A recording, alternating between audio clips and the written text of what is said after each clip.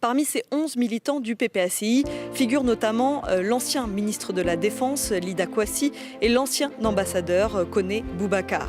Selon un communiqué du procureur de la République, les premières auditions les désignent comme les instigateurs de ces violences survenues dans la nuit du 1er août à Yopougon.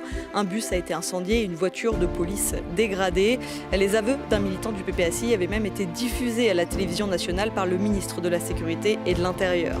Selon le procureur, ces actes avaient, je cite, pour objectif de provoquer une situation de terreur et d'intimider les populations après l'annonce de la candidature du président Alassane Ouattara à un 4e mandat.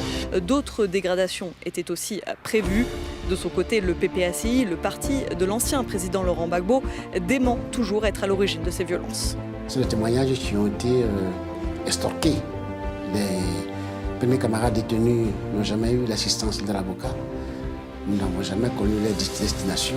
Nous pensons que c'est une manière, mais c'est une procédure, une opération qui est mise en route pour décapiter le parti, pour intimider le parti, pour humilier le parti aussi, pour ne pas que nos revendications que nous voulons mener, nos revendications aboutissent.